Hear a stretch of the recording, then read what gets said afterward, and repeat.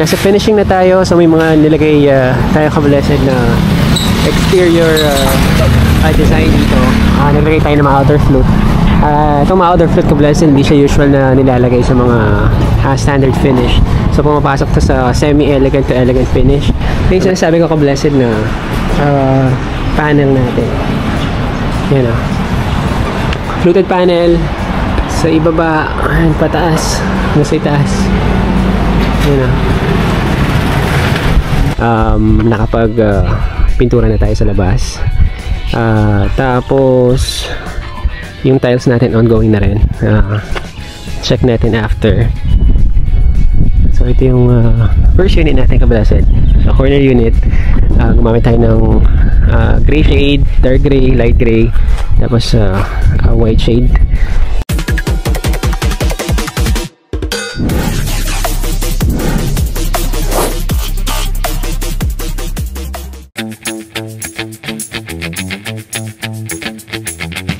Nagpalang araw po sa bawat isa. Welcome back po sa ating channel and welcome back po sa Blessed Builders. Mga ka-blessed, mag-check tayo ng updates sa site natin dito sa Beverly Place, Pampanga.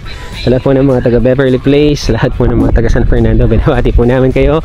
Maging sa lahat po ng mga viewers po natin from overseas, yan, binabati po namin kayo mga ka-blessed. Finishing stage na tayo dito. Nakapag pintura na tayo sa labas. Tapos yung tiles natin ongoing na rin. Check natin after. So ito yung first unit natin ka-blessed. So corner unit, gumamit tayo ng gray shade, dark gray, light gray, tapos white shade.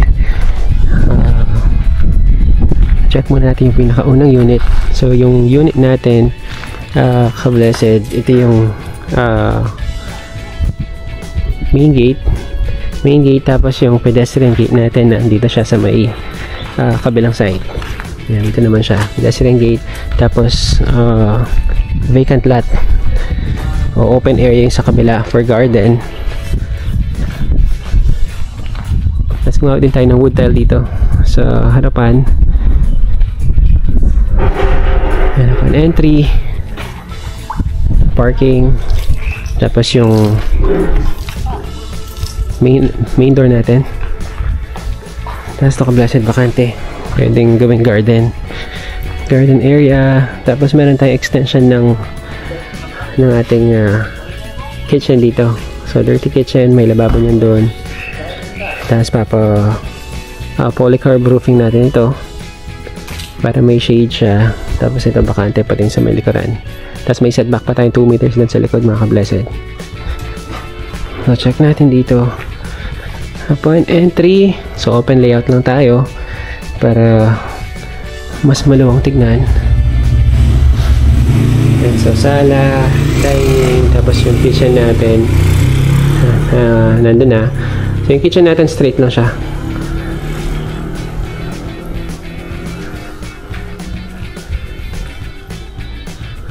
And so ongoing pagtatiles, din na tayo papasok. Yan sa flooring. So yun yung banyo, common CR, lababo, tapos yung master's bedroom dito siya. Master's bedroom. Tapos yung tiles natin dito ka-blessed, kulay gray. Masters, tapos yung masters may sarili siyang banyo. Sa banyo naman natin, ginamit natin tiles 60 by 60. Ano. Tapos itong area na to, sliding yan ito. So maalisin natin yung grills na ito. Kinonvert natin to ng sliding door para may access yung mga client natin palabas papunta sa area na to. So pwedeng gawing garden to, pocket garden. Tapos pabalik tayo. So ito yung view natin. F na dito tayo sa master's bedroom. So open layout lang siya. Tapos naka-cove ceiling yung sala natin. Tapos meron tayong sliding yan dito. Sliding. Tapos meron tayong area dito paakyat. So hindi na tayo aakyat ka-blessed. Ongoing pagtatiles na ng hagdan. So check natin yung kabilang unit.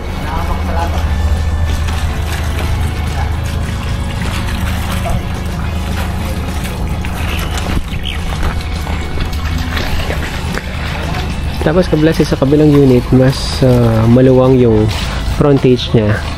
Since meron tayong room sa likuran, yung unit na to meron siyang room sa likuran. Yun yung master's bedroom. Ito wala siyang master's bedroom sa ibaba. So lahat ng rooms niya nasa itaas. So maluwang yun dito. Mas maluwang yung area niya dito. Pero yung layout niya sa loob same din. Tapos yung design niya medyo magkaiba siya. Medyo iba ng konti yung design na to. Pero may canopy rin siya dito. Sa may harapan tsaka side. So dito sa may frontage.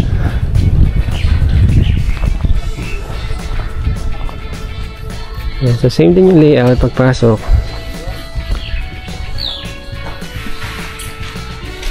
Yan, sala dining.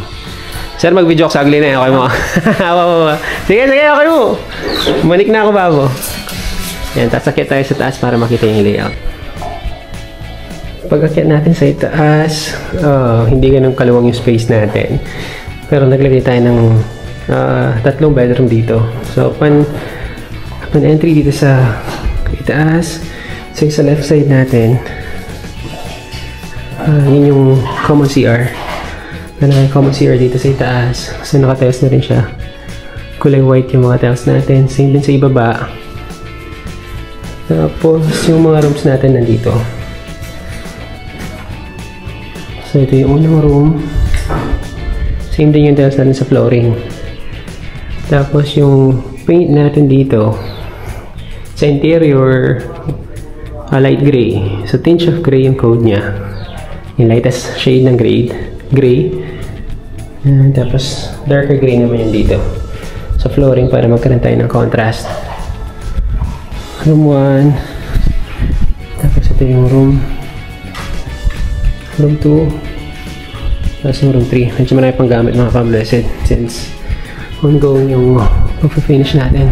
So yun yung mga rooms natin sa itaas. Tapos yung view natin dito sa left side ng mga unit. So itong corner unit na ka-firewall tayo dito. So sinagad natin siya sa property line para magkaroon tayo ng enough space para sa unit na to. Yung kasi setback requirement, kapag corner unit siya, 3 meters. So 3 meters sa kabilang side. Tapos kapag inner unit naman, 2 meters lang. 2 meters yung setback natin dito. So hindi na tayo nag firewall dito. So may space pa rin tayo dito sa gilid. Tapos ongoing na yung magpa-plaster sa bakod natin. Height ng bakod requirements 2 meters din from sidewalk. Tapos dito sa harapan, grills naman. So half concrete, tapos half grills yung lalagay natin dito. Pati yung dito sa kabilang side. Half concrete, half grills din. So ka-blessed din yung mga huling update natin sa site natin dito sa Beverly Place. Proceed tayo sa ibang site.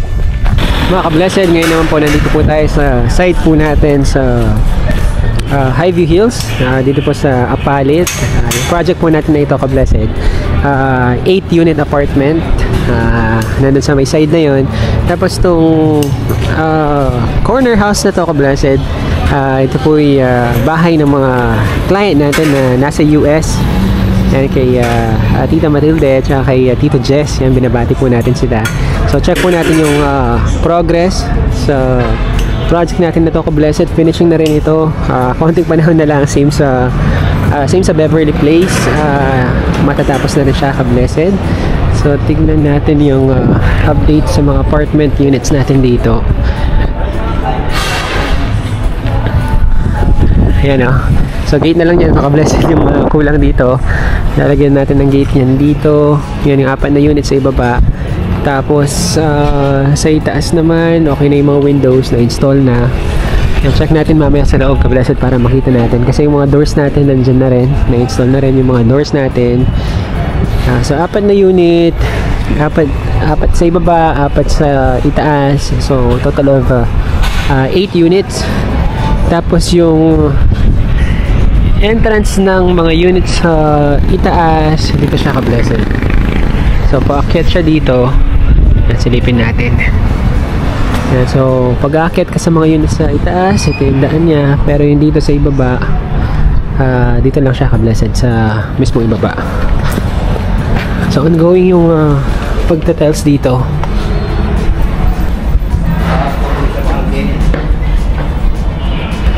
Then pag akyat, meron tayong hallway dito. Hallway. Tapos itong side na to, kablessed, din yung main door ng mga unit natin sa itaas. So meron tayong unit dito, unit 1, tapos unit 2, unit 3, tapos yung unit 4 natin dito. Check natin yung isang unit, same lang naman kablessed yung layout nila. So yung mga doors natin na-install na. Pagpasok, ito yung kitchen dining. Then, meron tayong dito, meron tayong kitchen sink. Tapos yung bathroom natin, dito siya. Bathroom. Tapos yung bedroom natin, dito siya.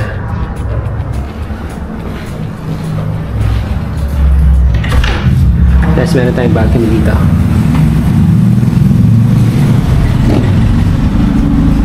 Balcony. So ito yung view natin. So nandito tayo sa balcony. Yun ang second floor unit.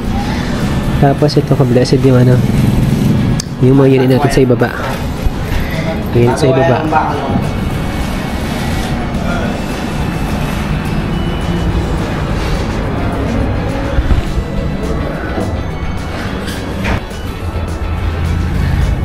Yan, so after dito, sa mga unit natin sa itaas, check natin yung sa ibaba.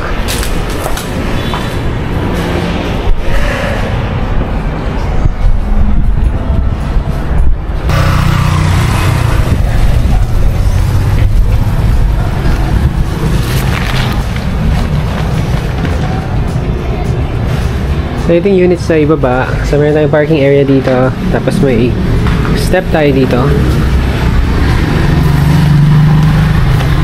So ito may main door nyan.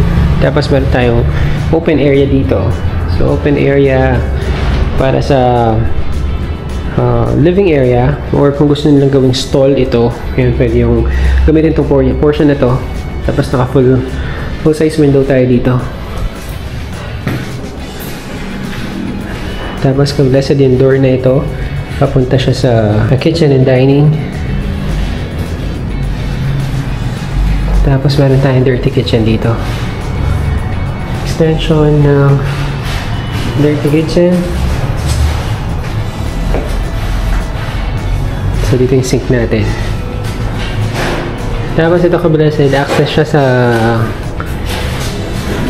house, sa bahay. Alam ko gagamitin yata nila yung unit na to, kaya naka-interconnected siya sa bahay. So mamaya check natin yun dyan. Daan tayo sa may harapan para makita nyo.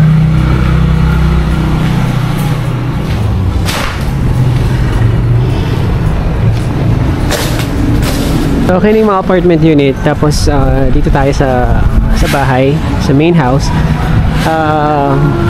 Nasa finishing na tayo. So may mga nilagay tayo ka-blessed na exterior design dito. Nilagay tayo ng mga outer flute. Itong mga outer flute ka-blessed, hindi siya usual na nilalagay sa mga standard finish. So pumapasok to sa semi-elegant to elegant finish. So, meron tayong outdoor fluted panel dito sa may canopy. Tapos yung mga PVC natin, yung supposedly spandrel yung gamit natin dito, wood grain, metal, pero dito nag PVC panel tayo sa itaas, pati dito sa may ibaba. But sa mga apartment, PVC panel din yung ginamit natin. Tapos yung fence natin dito medyo mataas siya. Request ng mga client natin mas mataas for privacy purposes, kaya yung concrete natin mas tinasan natin. Tapos meron siyang grills sa may itaas na portion. So ito yung right side ng bahay. Tapos yung side naman ng bahay, nandito siya.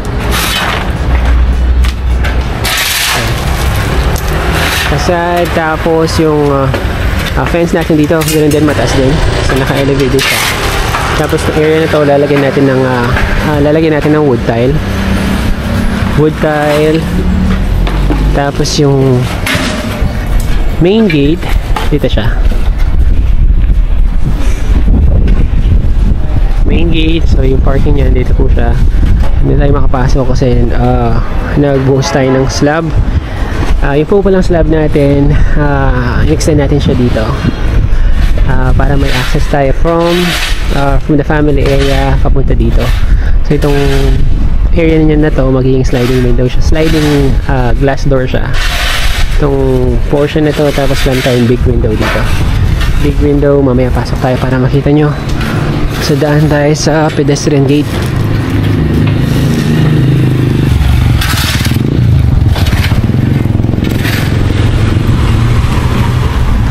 Sa pedestrian gate, meron tayong step dito since naka-elevate yung bahay. Tapos meron tayong access dito. Ayan, papunta sa main door. Tapos tong portion na to, sliding glass door. Sliding glass door. Tapos yung dito, ka-blessed open area siya. Open area. Tapos meron tayong glass window dito. Tapos yung dito naman, banyo. Ayan. Banyo ng bedroom 1. Ayan, bedroom sa ibaba. Tapos ka-blessed, kung i-check natin, nakapag-tiles na tayo dito sa may ibaba. Yung tiles na pinili po ng mga client natin, kulay marble white, pero yung pong design niya, meron siyang parang brown na may parang gold yung design niya. So hindi siya usual na mga marble tiles. Ito iba yung design niya. Meron siya parang kulay gold na design. So dito tayo sa main entrance. Sa pagpasok, so ito yung view natin ka-blessed. Yung sala, yung TV wall niya, dito siya. Tapos stair natin, paakyat. And tapos naka-open to below tayo. Naka-high ceiling yun dito ka-blessed. High ceiling, tapos naka-cove ceiling yun dito. Tapos yung dito sa area na to, kitchen, dining, tapos meron ng storage dito.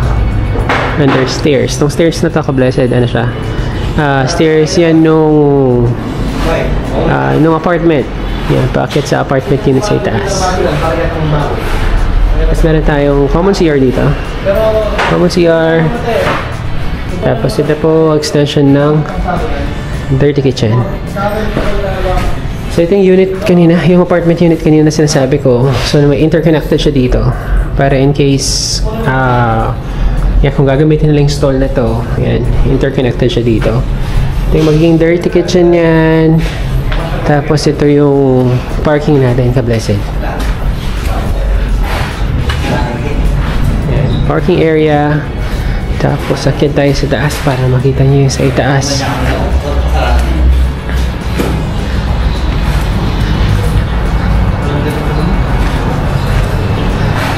Yan, sa yung stairs niya, pa letter L siya.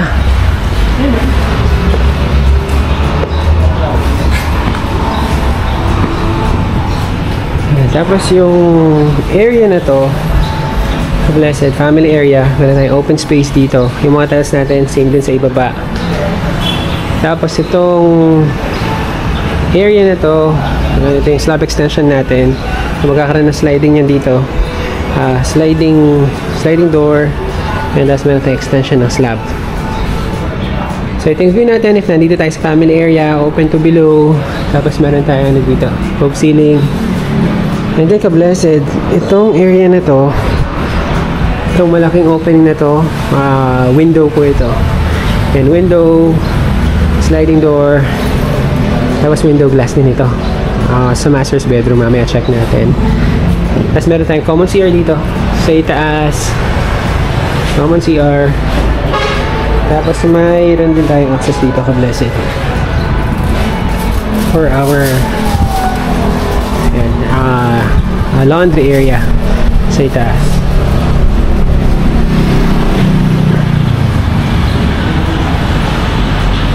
Tapos may bedroom tayo dito. Bedroom. Tapos ito yung master's bedroom ka-blessed. Yan, master's bedroom, open space, yung napakaluwang na space. Pwedeng gawing sala or kung pwedeng gawin din kwarto. Tapos meron tayong malaking opening dito. Tapos ng opening nito ka-blessed na overhang siya. Meron siya parang canopy na paikot. Yan, paikot. Tapos sa portion na to, sliding door din yung dito. Tapos may another space tayo dito ka-blessed. Yan, pwedeng gawing rooms or depende pa sa client natin kung ano yung magiging preference nila dito. Open space dito. Meron tayong window glass dito. Sliding door dito ka-blessed. And napakaraming window ng bahay na to ka-blessed. Window pati dito ka-blessed sliding glass window din siya. Dito pala yung sliding door natin. Ito yung sinasabi ko ka-blessed na panel natin.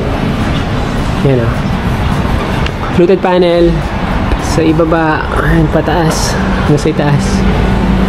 Yan o. Tapos yan, nakatest na rin yung balcony natin. Tapos may sariling banyo yung master's bedroom.